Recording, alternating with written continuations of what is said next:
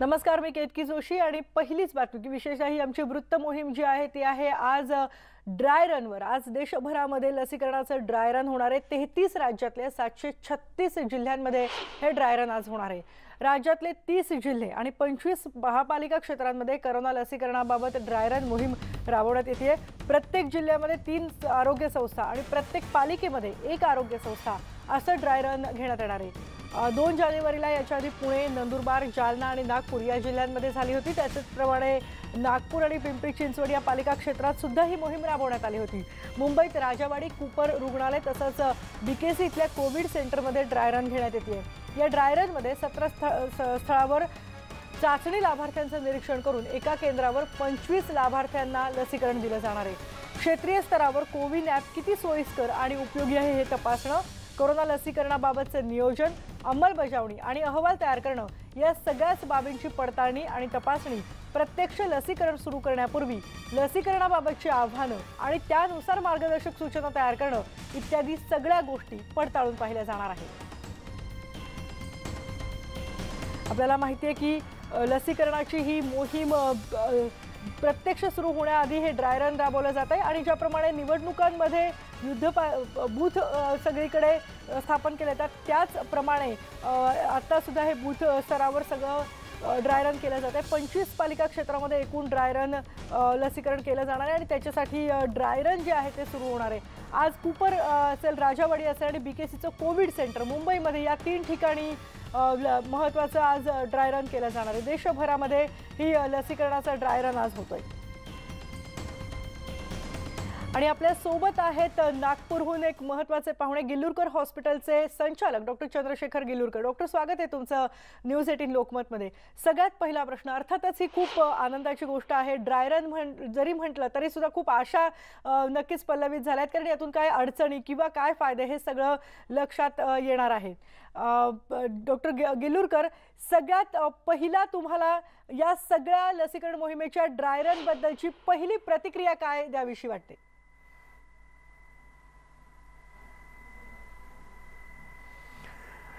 मला असं वाटते हे ड्राय रन जे आहे म्हणजे ज्याला आपण मॉक ड्रिल म्हणू किंवा एक रंगीत तालीम म्हणू लसीकरणाची, ही फार चांगली स्टेप आपल्या सरकारने घेतलेली आहे।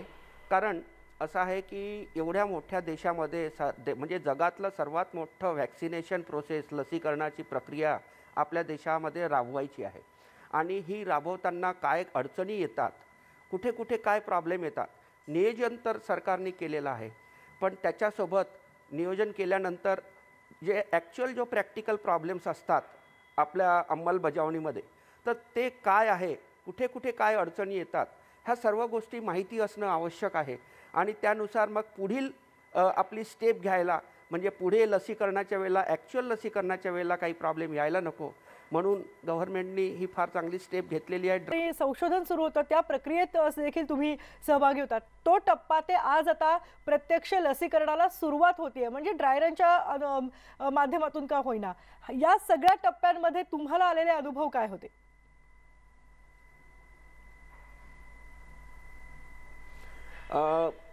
भारत बायोटेक इंटरनॅशनल लिमिटेड आणि ICMR त्यासोबत नॅशनल व्हायरॉलॉजी इन्स्टिट्यूट पुणे यांच्या संयुक्त विद्यमाने जी कोव्हॅक्सिनची फेज 1 आणि फेज 2 ची चाचणी सर्व देशामध्ये झाली, त्यामध्ये जे 12 सेंटर्स होते त्यामध्ये आमच्या हॉस्पिटल गिल्लुरकर हॉस्पिटलमध्ये पण त्याचा अभ्यास झाला, त्याची चाचणी झाली आणि फेज 1 मध्ये जवळपास आम्ही 55 हेल्दी व्हॉलेंटियर्सला त्याची चाचणी केली, त्यांचं ब्लड सॅम्पल्स घेतले, त्यांची RT-PCR केली, त्याच्यानंतर त्यांना पहिला डोस व्हॅक्सिनचा लावला, दुसरा डोस त्यांना 14 दिवसानंतर लावण्यात आला आणि डोस लावल्यानंतर 2 तास आम्ही त्यांना ऑब्झर्वेशनमध्ये आमच्या हॉस्पिटलमध्ये ठेवलं।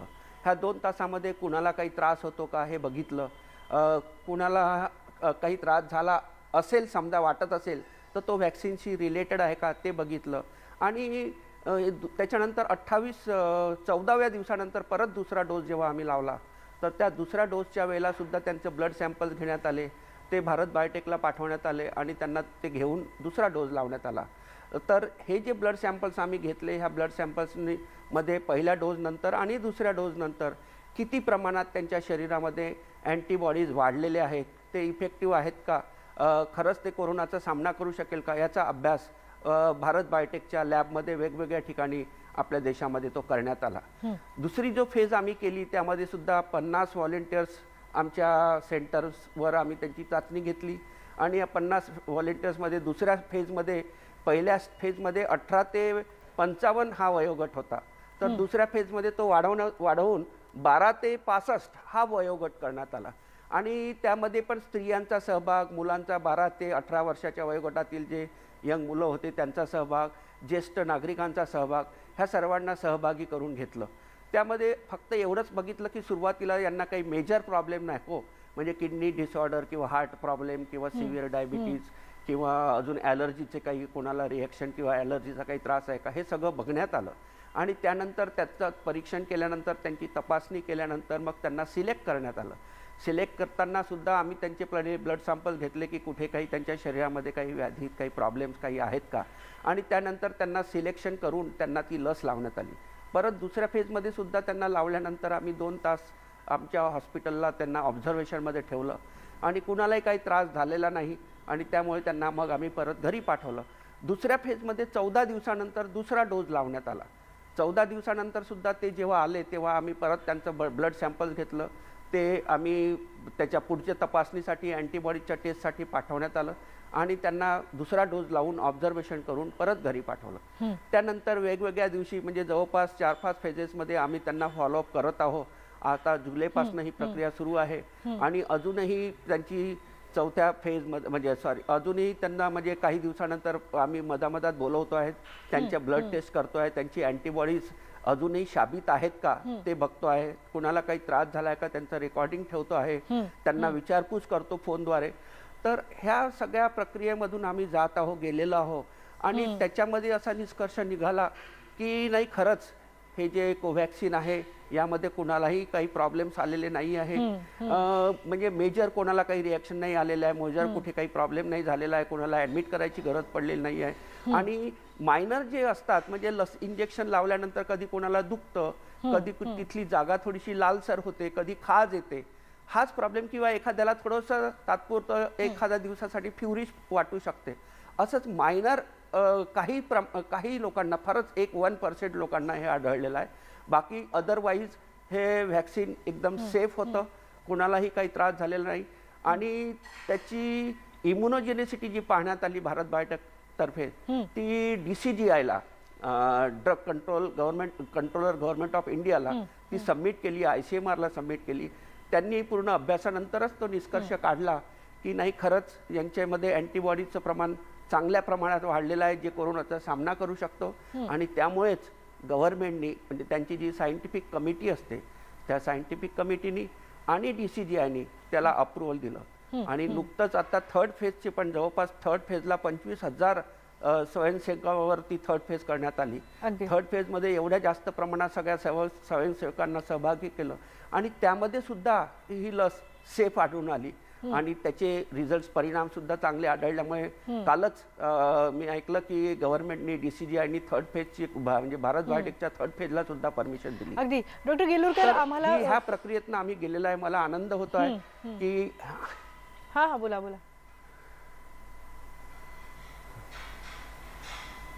हां, तर मला आनंद होतो आहे की खरंच आम्ही इतकी जी मेहनत केली, एवढा सगळा त्रास घेऊन हे सगळं केलं, फेज 1 आणि फेज 2च्या चाचण्या केल्या, स्वयंसेवकांना सगळ्यांना काळजीपूर्वक सगळ्यांची विचारपूस केली आणि त्यानंतर ही लस सक्सेसफुल झाली आणि परमिशन मिळाली DCGIची.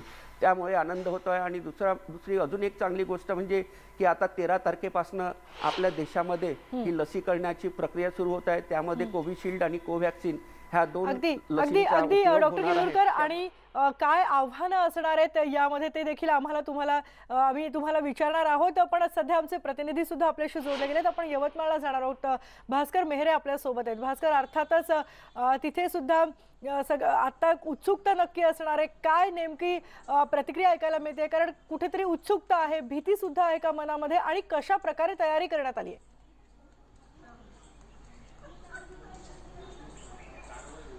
केतकी आपल्याला माहिती आहे की मार्च महिन्यामध्ये या ठिकाणी कोरोनाला सुरुवात झाली होती आणि त्यानंतर या ठिकाणी प्रचंड प्रमाणात भीतीचं वातावरण सुद्धा निर्माण झालं होतं आणि रुग्णांची संख्या सुद्धा मोठ्या प्रमाणात या ठिकाणी वाढली होती. मात्र आता लस जी आहे ती तयार करण्यात आलेली आहे आणि ती आता लगेच या ठिकाणी लसीकरणाला सुरुवात सुद्धा होणार आहे. आज ड्राय रन आहे यवतमाळमध्ये, मी त्याच ठिकाणी आहे. आपण त्या काही डॉक्टर्स आहे, त्यानंतर या ठिकाणी काही नागरिक सुद्धा आहे. म्हणजे जो काही समजा या ठिकाणी संभ्रम निर्माण झाला त्या संदर्भात सुद्धा आपल्याला चर्चा करता येईल. आरोग्य अधिकारी माझ्यासोबत, आपण त्यांना विचारूया नेमकी कशा पद्धतीने या ठिकाणी तयारी केलेली आहे. मॅडम, मला एक सांगा की आपण आज ड्राय रन आहे या ठिकाणी ही जी काही निवड झाली आहे ती कशी झाली आणि कशा पद्धतीने एकंदरीत तयारी केलेली आहे? तयारी अशी केलेली आहे की कोविडच्या बाबतीत सर्व नियम मार्गदर्शक सूचना पाळून तयारी केलेली आहे की कोणाला संसर्ग होऊ नये. सर्व स्टाफनी पण त्या पद्धतीने डिस्टन्स ठेवून त्याच्या पद्धतीने लस द्यायची आणि भविष्यात जेव्हा हे लसीकरण आपण सुरू करणार त्याची सराव म्हणून हा ड्राय रन आहे. आणि त्यासाठी प्रतीक्षा कक्ष, लसीकरण कक्ष आणि ऑब्झर्वेशन रूम, म्हणजे प्रत्येक लाभार्थ्याला लस दिल्यानंतर त्याचं 30 मिनिट ऑब्झर्वेशन इथे केल्या जाणार आहे आणि नंतरच त्याला घरी जाऊ दिलं जाणार आहे. आणि सर्वप्रथम आपण आरोग्य कर्मचारी त्यांच्या संदर्भात आपण आता ड्राय रन करतो, त्याची निवड एकंदरीत कशी केलेली आहे आणि कुठले ते? सर्वप्रथम आपण आरोग्य कर्मचारी निवडलेले आहेत ज्यांनी मार्चपासून या कोविडमध्ये या संसर्गिक आजारामध्ये प्राधान्याने काम केलेलं आहे. त्या हेल्थ वर्कर्सला पहिले निवडलेलं आहे आणि त्यांना आज प्राधान्याने लस देण्याचं नियोजन केलेलं आहे. किती आपण बघितलेलं आहे काही नागरिक आहेत ज्या म्हणजे समाजामध्ये जो संभ्रम निर्माण झालेला आहे त्याच्या संदर्भात सुद्धा आपण त्यांच्याशी बोलूया. तिथे ही पूर्ण व्यवस्था करण्यात आलेली आहे. लस येत आहे ही आनंदाचीच गोष्ट आहे, कारण कोरोनाने सगळ्यांना एका याच्यामध्ये आणून ठेवलेलं आहे. आपल्याला गरीब श्रीमंत वगैरे असं काहीच नाही आहे. तेव्हा आपल्याला, मला असं वाटते की आता कोरोनाच्या लसही देताना आपल्याला तसंच सगळ्यांना द्यावं लागेल आणि लस देताना जनजागृती करावी लागेल. या ठिकाणी आपण बघितलेलं आहे की लसच्या संदर्भात जी आहे ते संभ्रम निर्माण झालेला आहे आणि नागरिकांमध्ये जनजागृती करणं गरजेचं आहे. डॉक्टर आपल्याकडे ज्यांनी कोरोनाच्या काळामध्ये यवतमाळात मोठ्या प्रमाणात काम केलेलं आहे त्यांना सुद्धा विचारलं. अगदी भास्कर, तुझ्याकडे परत येणार आहोत, पण आपल्या सोबत आहेत आता डॉक्टर गिल्लुरकर, नागपूरहून आपल्या सोबत ते जोडले गेलेले आहेत. डॉक्टर गिल्लुरकर, आणखी एक महत्त्वाचा प्रश्न, तुम्ही या प्रक्रियेत पहिल्यापासून सहभागी झालेले आहात. जसं तुम्ही म्हणताय की आपल्या सगळ्यांना माहिती आहे 13-14 जानेवारीपासून कदाचित भारतात लसीकरणाला सुरुवात होईल. काय मुख्य आव्हानं वाटतायत या सगळ्या लसीकरणामध्ये तुम्हाला?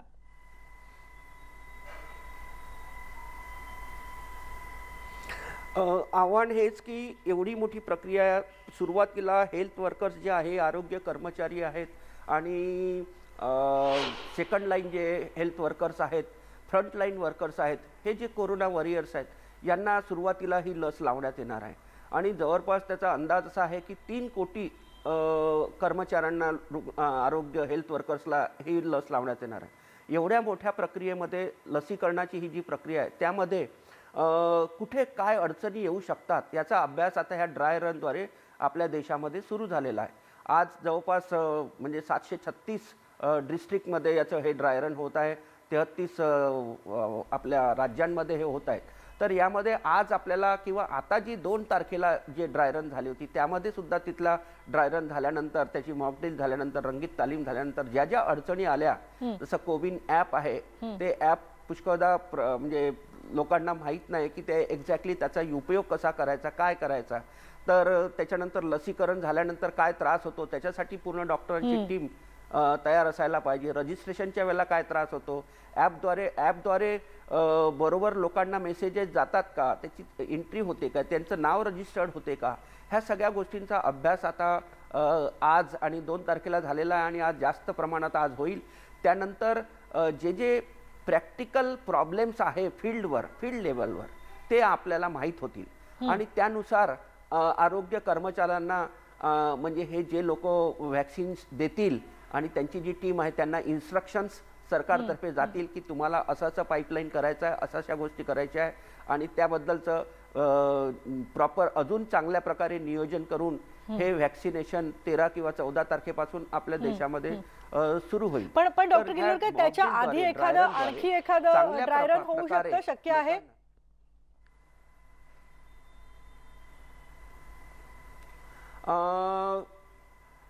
शक्य आहे, होऊ शकते. ते डिपेंड करते आज आज प्रॅक्टिकल लेवलवर, रूट लेवलवर, स्थायिक पातळीवर काय अडचणी येतात त्या खूप जास्त प्रमाणात जर असल्या तर अजून परत होऊ शकते. पण जर असं वाटलं की नाही ह्या ॲक्सेप्टेबल आहे आणि ह्या लवकरच करेक्टेबल आहे आणि ह्या करेक्ट करू शकतो, तर बहुतेक होणारही नाही. डॉक्टर, लोकांच्या मानसिकतेबद्दल काय वाटतं तुम्हाला? कारण आपण बघितलं अगदी प्रगत देशांमध्ये आणि युरोपमध्ये किंवा अमेरिकेत सुद्धा लसीकरणाला जायला लोक घाबरत होते किंवा काही शंका त्यांच्या मनामध्ये होत्या. त्या तुलनेमध्ये भारतातलं वातावरण बऱ्यापैकी निवळलेलं आहे आणि भारतातली मानसिकता खूप वेगळी आहे असं तुम्हाला वाटतंय?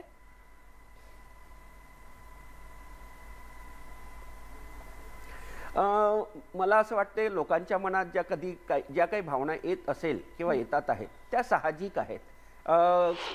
लसीकरणाचं आता कसं आहे की ही सुरुवात आहे, परंतु जसं जसं हे व्हॅक्सिनेशन होतील, लोकांना मिळायला लागेल आणि त्याचा प्रचार ज्यांना व्हॅक्सिन देण्यात आलेला ते इतरांना सांगतील आणि त्याप्रमाणे मग हळूहळू कॉन्फिडन्स लेवल लोकांचा वाढायला लागेल आणि मग नागरिक तिथे जायला लागतील, व्हॅक्सिन घ्यायला लागतील. त्यांच्या मनात साहजिक शंका आहे किंवा काही होणार तर नाही, काही त्रास तर नाही होणार. परंतु मी 2 फेजेसचा स्टडी केलेला आहे. मी ठामपणे आपल्या नागरिकांना, श्रोत्यांना सांगू इच्छितो की काही घाबरू नका. ह्या व्हॅक्सिन सेफ आहे, 100% सेफ आहे. यानी कोणताही तुम्हाला रिॲक्शन किंवा प्रॉब्लेम येणार नाही. समजा काही आला तर तो मायनर, जे आपण समजा टेटॅनसचं इंजेक्शन घेतो किंवा दुसरं एखादं व्हॅक्सिन घेतो त्यामध्ये जो काही मायनर प्रॉब्लेम येऊ शकतो तोच येऊ शकतो, जो करेक्टेबल असतो. 1-2 तासामध्ये सगळं, 2-4 तासामध्ये ते सगळं नॉर्मल होऊन जाते. तर काहीही घाबरायचं कारण नाही आहे अशी मी माझ्या श्रोत्यांना सांगू इच्छितो.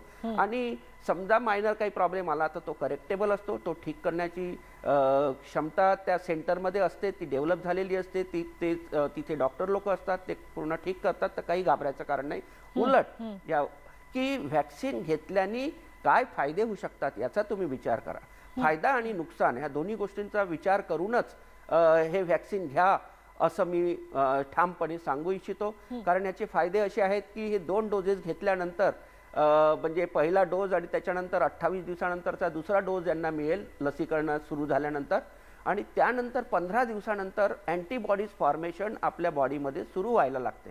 आणि ते अँटीबॉडी 15 दिवसानंतर, म्हणजे जवळपास 1.5 महिन्यानंतर व्हॅक्सिन घेतल्यानंतर 1.5 महिन्यानंतर ही अँटीबॉडीजची जी पातळी आहे ही पातळी योग्य प्रमाणात आपल्या शरीरामध्ये तयार होते आणि ती कोरोनाचे व्हायरसचा सामना करू शकते. कोरोनामुळे आपण बघितलं आहे की शेकडो लाखो लोक पूर्ण देशामध्ये आपल्या मृत्युमुखी झालेले आहेत. खूप लोकांना काही ना काही कॉम्प्लिकेशन्स आलेले आहेत. तर त्याचा सामना हे व्हॅक्सिन करू शकते. आता सध्या ज्या प्रमाणात आपण मास्क वापरतो, मास्क वापरून आपण हे प्रिव्हेंट करण्याचा प्रयत्न करतो, डिस्टन्सिंग ठेवून प्रिव्हेंट करण्याचा प्रयत्न करतो, रिपीटेड हँड वॉशिंग करून हे दूर करण्याचा प्रयत्न करतो. पण हे सर्व करत असताना सुद्धा काळजी घेऊन सुद्धा पुष्कळदा आपण बघितलेलं आहे की खूप लोकांना कोरोना झालेला आहे, कोविड-19चं इन्फेक्शन झालेलं आहे आणि त्यामुळे त्यांना पुष्कळसा त्रास, शारीरिक आणि मानसिक त्रास सहन करावा लागला आहे. डॉक्टर आणखी एक शंका अशी आहे, आणखी एक असा समज आहे की एकदा हे 2 डोस घेतले की त्यानंतर मग मास्क लावणं कदाचित बंधनकारक नसेल किंवा त्यानंतर कोरोनाची भीती अजिबातच राहणार नाही. त्यामुळे सोशल डिस्टन्सिंग किंवा निर्बंध जे असतील ते सुद्धा खूप कमी होतील. पण मास्क लावणं हे डोस घेतल्यानंतर सुद्धा बंधनकारक असेल की नाही?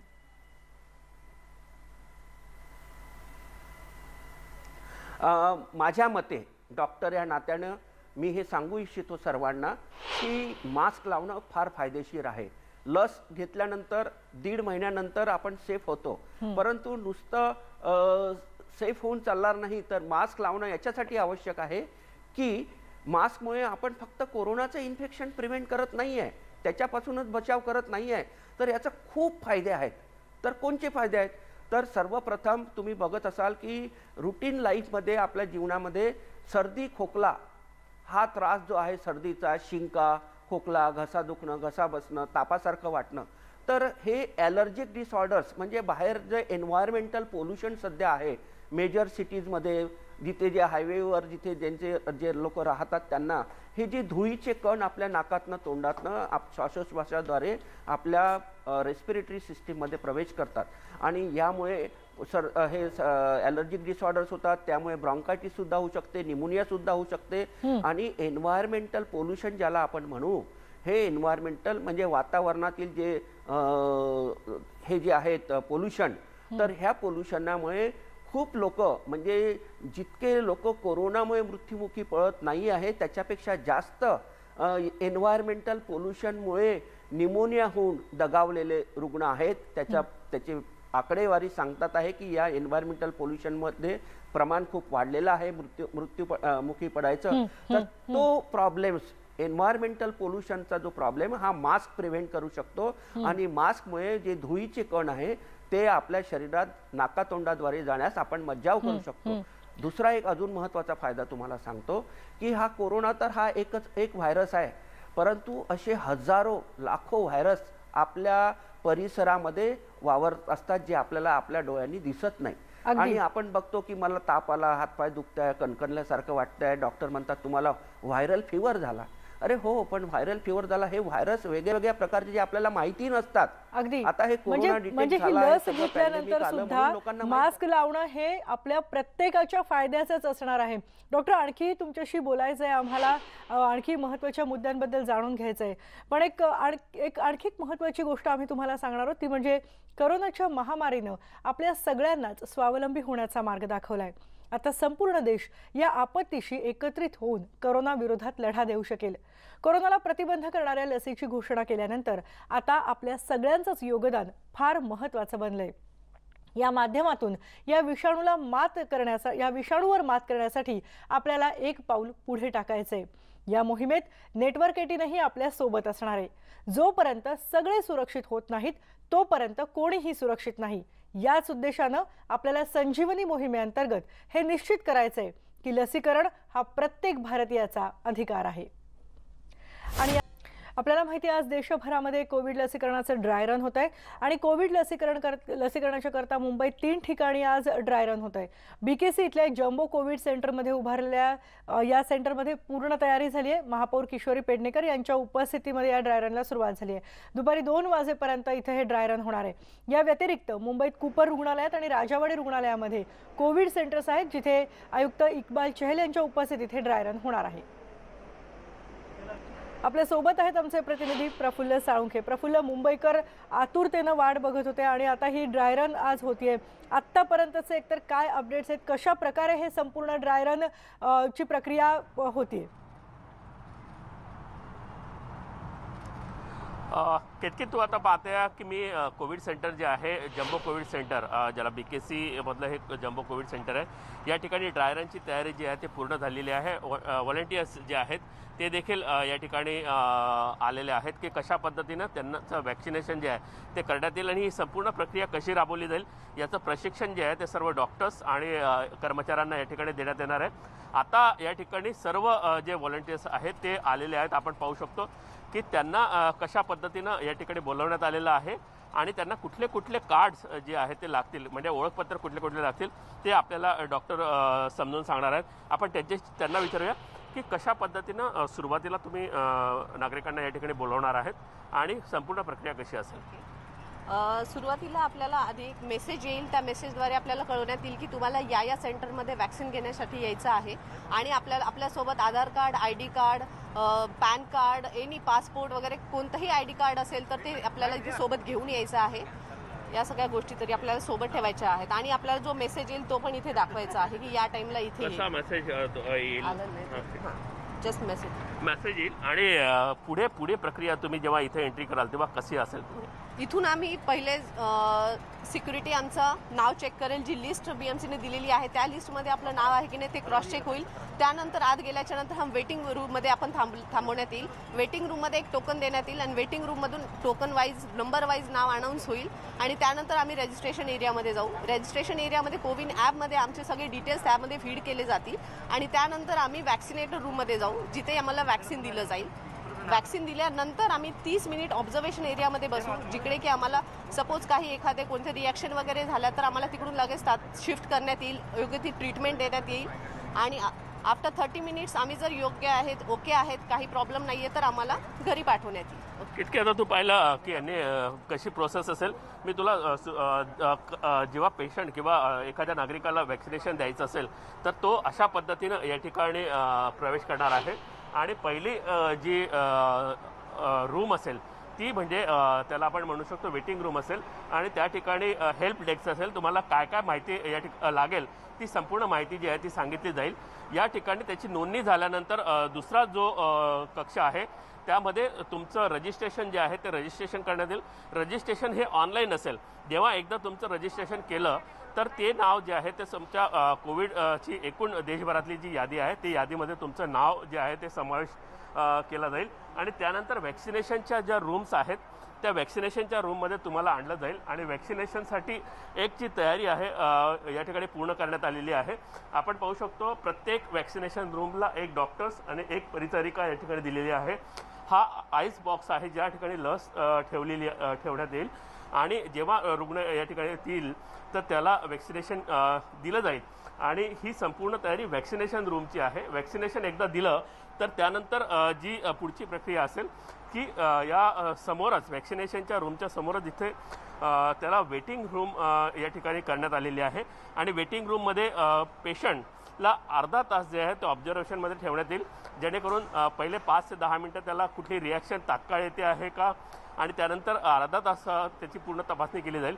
खऱ्या अर्थानं ही 2 तासाची पूर्ण प्रक्रिया असते पण अर्ध्या तासामध्ये अत्यंत प्रकृती अत्यावस्था जर झाली तर तो जो कालावधी आहे तो अर्ध्या तासाचा आहे. त्यामुळे प्रतीक्षालयामध्ये जी आहे ती अर्धा तास प्रत्येक रुग्णाला जे आहे या ठिकाणी ठेवण्यात येईल आणि त्यानंतर जर काही सिम्पटम्स दिसले नाही तर त्याला घरी सोडण्यात येईल. प्रफुल्ल, साधारणपणे या कोविड सेंटरमध्ये किती जणांना ही लस दिली जाणार आहे, म्हणजे किती जणांसाठी हे ड्राय रन होणार आहे याबद्दल काही माहिती आहे? कितके आता 25 लोकांना ड्राय रन जी आहे ती या तिन्ही सेंटर्समध्ये प्रत्येक सेंटरला 25 जण अशा पद्धतीने हे ड्राय रन केली जाईल.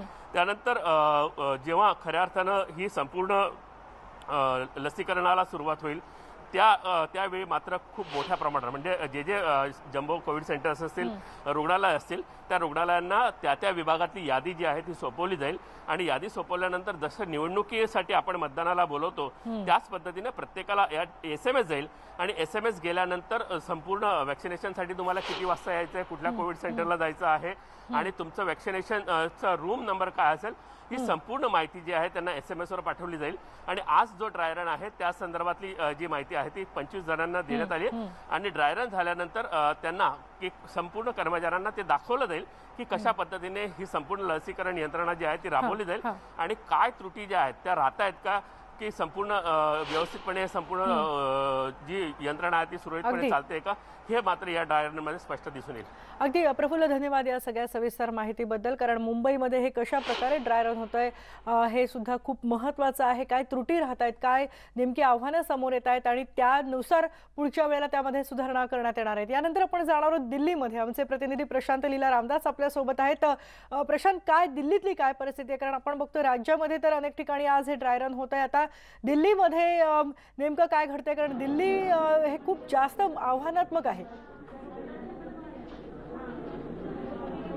बरोबर आहे केतकी, दिल्ली हे जास्त आव्हानात्मक आहे कारण की सर्वात जास्त महाराष्ट्रानंतर सगळ्यात जास्त रुग्ण आहे ते दिल्लीमध्ये आहे आणि मी सध्या ड्राय रनच्या सेंटरमध्ये आहे. हे संपूर्ण ड्राय रन आहे आणि कोविड वॅक्सिनेशन सेंटर आहे. इथेच व्यवस्था करण्यात आलेली आहे. इथे ज्या पद्धतीने व्यवस्था करण्यात आलेली आहे इथे सगळ्या असं म्हणता येईल की इथे 3 कक्ष बनवण्यात आले आहे. वेटिंग आहे, त्यानंतर सोबतच एक वॅक्सिनेशन रूम बनवण्यात आलेली आहे. सोबतच जर बघितलं त्यानंतर वॅक्सिनेशन सेंटर बनवण्यात आलेलं आहे. या संपूर्ण वॅक्सिनेशन सेंटरमध्ये जर बघितलं तर इथे 5 प्रकारचं वॅक्सिनेशन कशा पद्धतीने सेफ राहणार आहे, कशा पद्धतीने मिळणार आहे. आधार कार्ड आहे, वोटर आहे, ड्रायव्हिंग लायसन आहे, पॅन कार्ड आहे, पासपोर्ट आहे, याच्या आधारावरती आयडेंटिफाय केलं जाईल अशा प्रकारचे बोर्ड लावण्यात आलेले आहे. आणि मी सध्या राजधानी दिल्लीतील रेल्वे रुग्णालयामध्ये आहे. हे देखील एक सेंटर तयार करण्यात आलेलं आहे. आपल्याला माहित असेल नसून हा दुसऱ्यांदा दिल्लीमध्ये ड्राय रन होतोय अशा प्रकारची व्यवस्था आहे। आणि ज्या प्रतीक्षालय जर बघितलं आपण तर ती समोर प्रतीक्षालय आहे, त्या प्रतीक्षालयामध्ये 30 मिनिटं कुठल्या ज्या व्यक्तीला देण्यात येईल त्या ज्याला लाभार्थ्याला लस देण्यात येईल तशा प्रकारची व्यवस्था इथे करण्यात आलेली आहे। आणि या सगळ्या पार्श्वभूमीवर महत्त्वाचं आहे की ही सगळी प्रक्रिया साधारणतः आज जो ड्राय रन होतो तो 25 रुग्णांचा होतोय आणि ही जी संपूर्ण प्रक्रिया आगामी 13 जानेवारीनंतर संपूर्ण देशभरात लसीकरणाची मोहीम सुरू होण्याची शक्यता आहे। आणि दिल्लीत देखील याच प्रकारची तयारी सुरू झालेली आहे आणि हा दुसऱ्यांदा दिल्लीत ड्राय रन होतोय केतकी।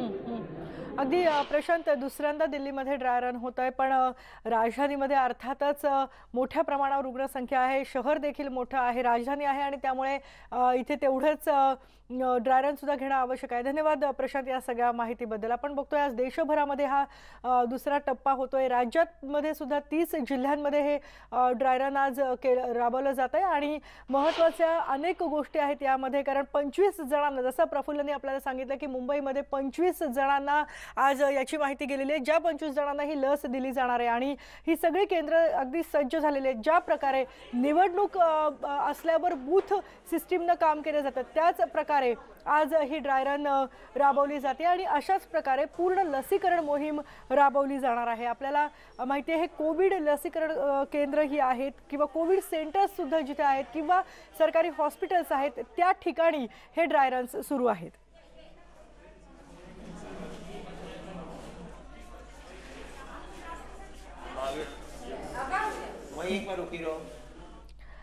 आपण ठिकठिकाणाहून माहिती घेतोय की कशा प्रकारे तिथे ड्राय रन आज होत आहे, काही अडचणी येत आहेत का आणि कशा प्रकारे ही ड्राय रन ही जी रंगीत तालीम आहे ती राबवली जाते। आणि डॉक्टर चंद्रशेखर गिल्लुरकर आपल्या सोबत होते, संचालक गिल्लुरकर हॉस्पिटलचे, त्यांनी खूप महत्त्वाची मौलिक माहिती आपल्याला दिली आहे। तुमचे डॉक्टर धन्यवाद या वृत्त मोहिमेमध्ये आमच्याबरोबर सहभागी झाल्याबद्दल। आणखीही आपल्याला या लसीकरण मोहिमेबद्दल, या रंगीत तालिमीबद्दल माहिती घ्यायची, पण एका ब्रेक नंतर पहा फक्त न्यूज 18 लोकमत।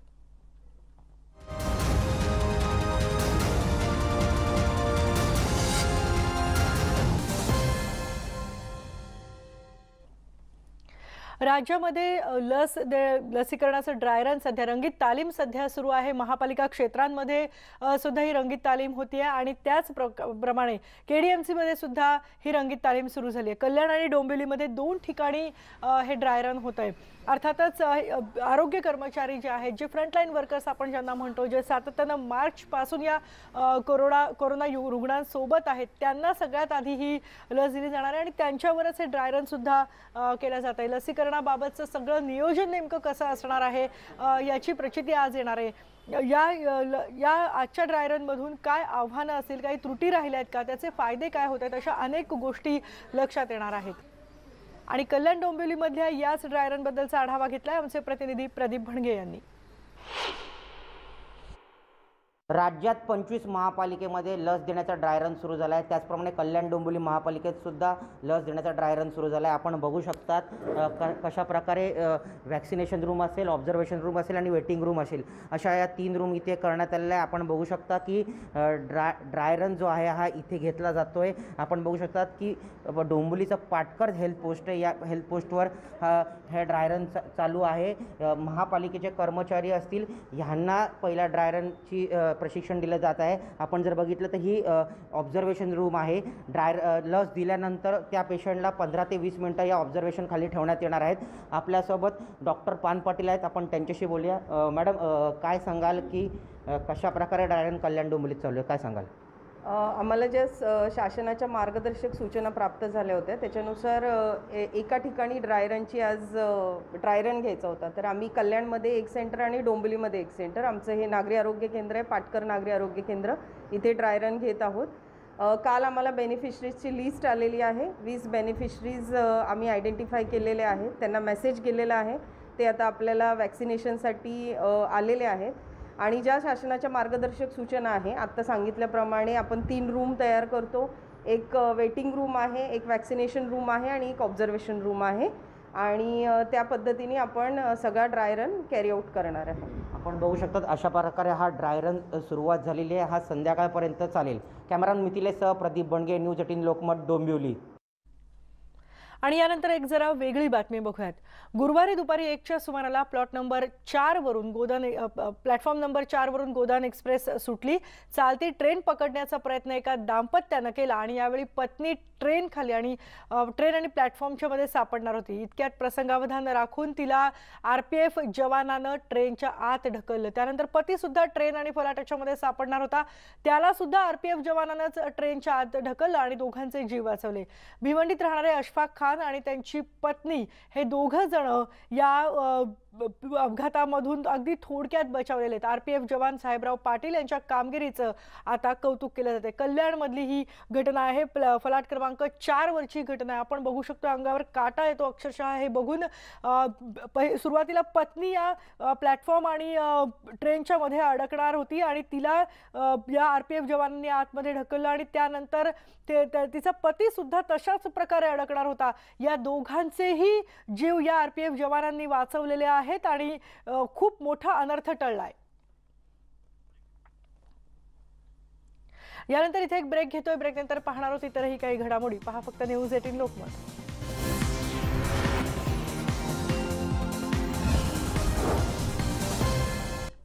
आणि यानंतर बातम्या बघणार आहोत आपण पावसाबद्दलच्या, कारण अनेक ठिकाणी अवकाळी पावसाने हजेरी लावली आहे। भिवंडी परिसरात अचानक रिमझिम पावसाला सुरुवात झाली आहे। भाजीपाला बाजारपेठेत आणि व्यापारी आणि नागरिकांची चांगलीच त्यामुळे पंचायत झाली आहे। ग्रामीण भागातल्या शेतकऱ्यांचं तर या पावसानं भरपूर नुकसान झालंय। शेतकरी अक्षरशः या अवकाळी पावसानं हवालदिल झालाय।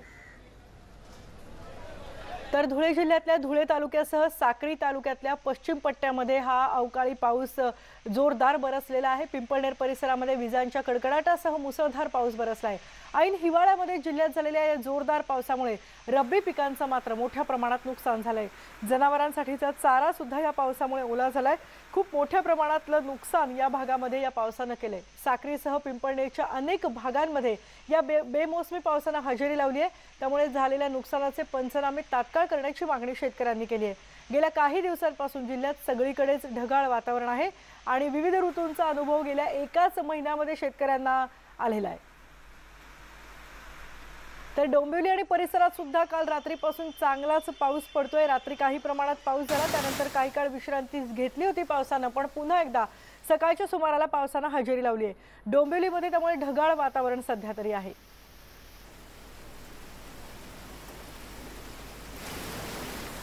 आणि राज्यभरामध्येच या अवकाळी पावसानं हजेरी लावली। अनेक ठिकाणी पिकांचं सुद्धा भरपूर नुकसान झालंय। यानंतर आपण या बुलेटिनमध्ये इथेच थांबतोय, पण ताज्या घडामोडींसाठी पहा फक्त न्यूज 18 लोकमत।